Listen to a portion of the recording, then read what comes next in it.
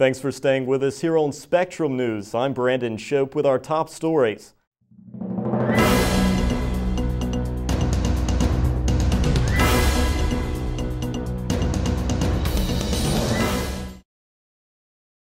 Yeah, thanks so much. We're here in Southport, where, as you can see, the impacts of Hurricane Matthew are continuing to pound the Carolina coast. Yeah, thanks so much. We're here in Duplin County, where, as you can see here behind me, a large crowd is already forming, and that's because Donald Trump is supposed to speak tonight here in Kenansville. Now, just a little bit of background information about Kenansville. It's a very small town. I actually spoke with town officials yesterday, and they told me that there's actually less than 1,000 people that live here in the town, and I'm pretty sure we're going to not only double that in the next few hours, triple it, but they're actually expecting more than 8,000 people to actually come out here today, all to support Donald Trump.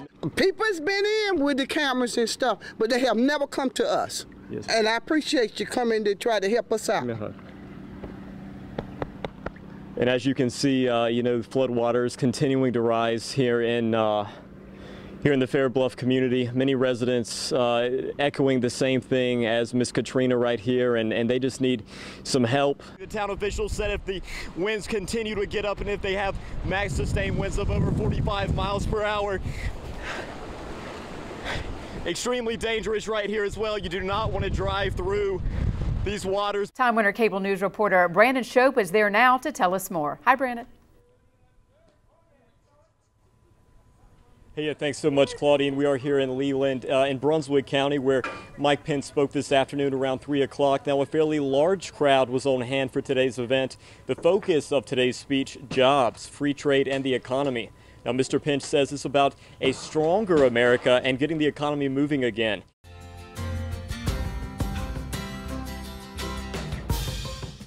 Yeah, thanks so much. We're here in Leland right now, here in Windsor Park in Bridgeport, where a Leland police officer has been shot. Now, the suspect is dead at this time. Yeah, thanks so much. We're here at the New Hanover County Government Complex, where, as you can see here behind me, there's protesters, and it's all due to Gen X. Now, that's the toxin that was found in the Cape Fear River. Yeah, thanks so much, Caroline. It's been a very emotional morning here in Wilmington. A lot of tears and a lot of hugs. Yeah, hey, thanks so much, Caroline. We're here in Leland, where Republican vice presidential nominee Mike Pence is set to speak this afternoon around 3 o'clock. Now, as you can see here beside me, a lot of people already filing in, so a large crowd so far, about 75 to 100 people already, and more on the way are expected. And in addition to SkyNav on the Tourism Bureau's website, there's also a really cool virtual reality aspect of it that involves only your smartphone and Google Cardboard, and it actually really immerses you in the experience. And the city says in addition to the work they're doing here along the Riverwalk, they're also going to be refreshing the visitor center, where, as you can see here behind me, it could use a fresh coat of paint. And McCarthy says this frozen storage facility has more than 100,000 square feet of room, and that's enough room for actually more than 10,000 pallets, equaling about 20 million pounds of frozen food. And Norris says once the plane is off the ground and in the air, there's little that the pilot can do if a laser light shines into the cockpit other than alert the tower or the ATC controllers. And the UNCW Seahawks say they contribute their success to all of the hard work and dedication they put into every practice and every game. And the mayor says the project will cost about $5 million, but it'll actually reduce and cut down on the number of times they have to come back and re-nourish the beach. And throughout the entire day Monday, firefighters continue to spray water down on the top of the building, and that's because smoke was continuing to pour down it for most of the day. And back in the 14 and 1500s, people were a lot shorter than they are today, only about 5'2" or 5'3". That's why the beams are a lot lower, and you really have to duck to make sure that you don't bump your head on it, which I've already done a few times. More shops and restaurants are making their way to Leland. I'm Brandon Shope, and coming up on Spectrum News, I'll tell you exactly who's coming. The Azalea Festival is well underway. I'm Brandon Shope, and coming up on Spectrum News, I'll introduce you to this year's queen. Southport is gearing up for the big 4th of July festival. I'm Brandon Shope, and coming up on Spectrum News, I'll bring you to the small town and tell you more. Plans to help alleviate traffic on the Cape Fear Memorial Bridge have run into some issues. I'm Brandon Shope, and coming up on Spectrum News, I'll show you what's next. Duke Energy is continuing to remove coal ash. I'm Brandon Shope, and coming up on Spectrum News, I'll take you to the site and give you an update.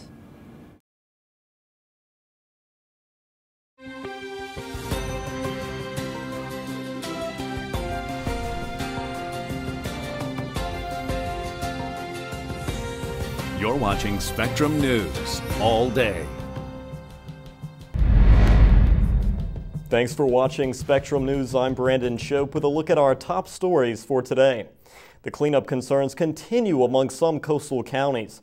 The Fayetteville plant Chemours says it started to work to remove the chemical Gen X from the Cape Fear River. Now, Gen X is a potentially cancer-causing chemical. Residents and Wilmington city officials talked about the issue during a forum hosted by the Cape Fear River Watch. Experts say there are many costly options for removing Gen X, and it could take up to a month to remove it from the water completely.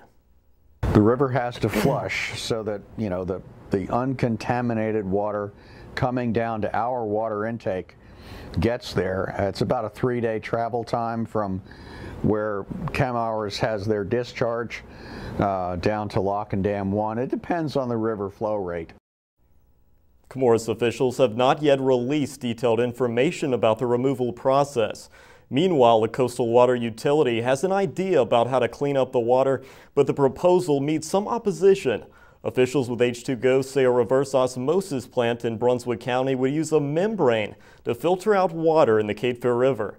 The company says it could start construction on the purifying plant later this year, and now local officials, however, aren't on board. Leland Town Council members and county commissioners want to stick with a resolution that delays construction to build the plant. They want to wait until after the November election to make any decisions. From the coast to the Queen City, we now take a look at alarming statistics concerning the homicide rate in Charlotte. In 2006 and 2008, 83 people were killed. Now that's the most to date within that time period. The least deaths happened in 2014 with 42 people killed. CMPD Chief Putney called that a historic low. So far this year, of the 46 victims killed, at least half were between the ages of 18 and 34. These are not random acts. These are volatile outbursts where people grab guns and settle minor disputes. You're simply a lot less likely to be a victim of a homicide by a stranger. Chief Putney also says 34 of the 46 victims actually knew their killer. This man and woman faced charges in connection with the death of their baby. Fayetteville police say in January, officers arrived at an apartment of 26-year-old Brianna Nelson and 25-year-old Joshua Gonzalez and found 6-month-old Salona Gonzalez unresponsive. Now, that was late last week. Detectives received an autopsy report that showed the infant died of starvation and dehydration. Nelson and Gonzalez are now charged with involuntary manslaughter.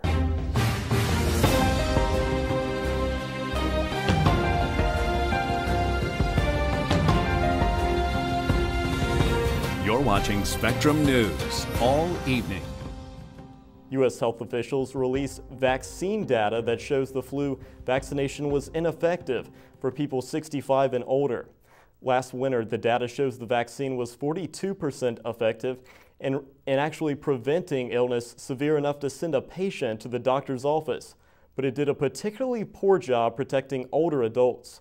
The age group hit hardest by the flu in North Carolina. North Carolina Health and Human Services reported 219 flu deaths this year. Flu shots are recommended for all Americans 6 months or older. This is a picture of a utility pole, but if you can look closely, you can actually see a kitten. The 7-week-old got stuck inside the pole in Indian Trail on Thursday. Deputies worked with crews from M&J Electric to get the kitten out. Workers named her Electra. Veterinarians checked her out and say she is now available for adoption at the Union County Animal Shelter. The 4th of July is right around the corner, and the small town of Southport is gearing up for their annual parade and festival. It's an event that draws around 50,000 people from all over the entire world. Event organizers say the past few years have been rough and they've lost money. But this year they're bouncing back and have already seen a 50% increase in funds coming in. Now that's thanks to 65 businesses and individual donors. Businesses say the festival is great for the coastal economy. The parade starts at 11 a.m. on the 4th of July, but I can tell you from past experiences, it's a good idea to get down there bright and early to make sure you find a great parking spot. North Topsail Beach will soon require vehicular parking passes to park right there along the shoreline. Coming up next, find out how much it'll cost and what beachgoers are saying about it. Also, after the break, a look at your Weather on the One's forecast and, of course, the latest traffic conditions. Stay with us. We'll be right back.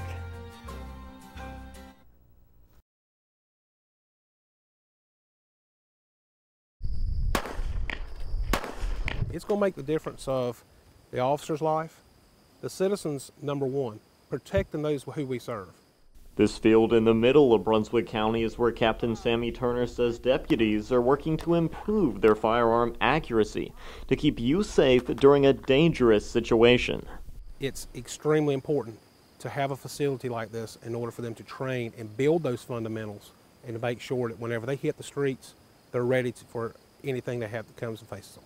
The new shooting range comes with all of the latest technology. New systems like pneumatic targets, the electronics that go along with it. We have a sniper range. So a lot of these things that have been needed for a number of years now. Equipment like that is important, as Sheriff Ingram's department requires 85% firearm proficiency. That's higher than the statewide standard of 70%. It's very important that if, God forbid, we have to use our weapons, that we actually hit what we're aiming for. The last thing we want to see is a situation where a stray bullet ends up hurting an innocent person or killing an innocent person. Turner says he and his deputies are ready to get on the range, and he looks forward to seeing how it continues to improve their ability to serve and protect. I'm grateful for the sheriff and the county commissioners and our county manager for making this happen and fighting to get us a facility that we desperately need. Brandon Shope, Spectrum News. They just popped out the blue, so I felt like it was a message from God, don't give up. Brandon Smith was shot and killed by 2 New Hanover County deputies and an ATF agent in 2013. His mother says she's still seeking justice and called on the Revolutionary Black Panthers for assistance. So we were grasping out to any and everybody that could possibly help. The group planned an armed event over the weekend, but police confiscated their weapons beforehand. And when they were armed at the courthouse, they were violating a county ordinance. We ended up safekeeping all of the weapons. Smith's mother recalls the day she found out her son was killed. My daughter ran in the house when she ran in and said, "Mama, they're killing him, they're killing him, they're killing him." You know, everything just kind of went haywire then. And I'm like, where are they? I'm so sorry. Another detective came up. I asked him, I said, "Sir, please tell me, is my son dead?" He says, "My daughter, his wife, his children, we all died that moment too." She feels the police were wrong in taking away the Black Panthers' weapons. So it was for protection too. Y'all act like he didn't have loved ones back here that loved him, that maybe needed some comfort and support from y'all. Sheriff Ed McMahon says it's their job to enforce the law. Again, tragic event on both sides for everybody. I hold the deputies accountable. I hold myself accountable because I know that I answer to the audience of one, and that is God. And when I put my head down at night, I know that I have to have done the right thing. Davis says she won't give up in her quest for justice. I've just been asking for answers or seeking justice, and they don't even take the time to talk to me. In Wilmington, Brandon Shope, Time Warner Cable News. We're drawing a lot of attention from throughout the country. But I think we're just playing hard and doing what we can on the court, playing as a team. The UNCW Seahawks are flying high. Sophomore Devontae Kaycock says their 19-2 record is helping the team make a fast break to the hoop. It drives us every day to work and keep winning for the team, winning for the city. And it's more than just one game or just individualism. Like it's a bond basically with us and the whole city. And we know we like to put UNC Wilmington back on the map. We want people to think Wilmington is a high competitor for NCAA. UNCW officials say ticket sales have increased as Port City residents fill the stands to cheer the team on to victory. We're just on the cusp of another 20-win season, and the last time we did that was in 2002 and 2003. We've had 2 sellouts this season so far, and tickets are going very well. In the last 3 years, tickets have gradually increased, season tickets and game tickets, to build to this point. And of course, with your success, more folks are going to come out to see what the Seahawks are all about. And the UNCW Seahawks say they contribute their success to all of the hard work and dedication they put into every practice and every game. Just putting countless hours, like even on an off day, everybody takes time to come to the gym and put up shots. And I think everybody on the team has that heart and that dedication for UNC Wilmington, and that's a big key for us. He hopes they'll dribble their way to the NCAA championship. And it feels good just coming out here and playing to know that we have support and knowing like we're always going to have a good crowd. And we actually have that home court advantage every home game that we have. In Wilmington, Brandon Shope, Time Warner Cable News. Yeah, thanks so much. We're here in Fair Bluff, where, as you can see here behind me, the floodwaters are extremely high here along the roadways. And and if you pan all the way down there, you can actually see a car is trying to make its way through the roadway. Obviously not a great idea, because you can get stuck if you try to get through these waters. For now, reporting in Southport, I'm Brandon Shope. Now back to you.